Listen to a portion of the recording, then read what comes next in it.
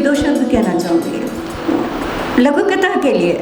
आपको पता है सबसे पहली शर्त मैं खुद पे भी लागू करती हूँ, ऐसा नहीं कि कोई बड़े या छोटे या नवोदित, ऐसी कोई बात नहीं है। लघु कथा के जो मानक होते हैं वो सभी के लिए एक जैसे होते हैं। तो सवाल ये है कि लघु कथा की पहली शर्त है कि उसको आप अंत, उसका समापन उपदेश में ना करें। कोई भी उसे छोड़ दीजिए, ऑडियंस के लिए, पढ़ने वालों के लिए छोड़ दीजिए आप, वो अपने आप उसका जवाब पालेंगे।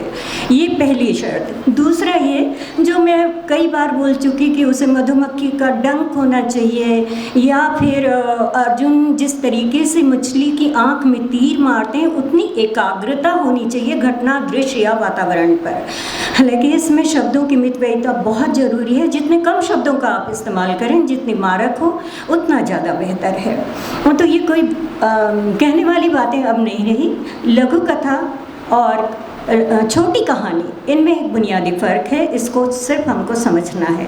कभी कभी क्या होता है, आधे पेज की लघु कथा कहते हैं और 3 पेज लिख लेते हैं, 2 पेज लिख लेते हैं, तो ये कोई लघु कथा नहीं होती, ये समझने वाली बात है जी। और ऐसे आप लोगों ने भी, सभी आप जानकार हैं, आपने पढ़ा है कि जैसे सेठ मर गया, हो गई लघु कथा।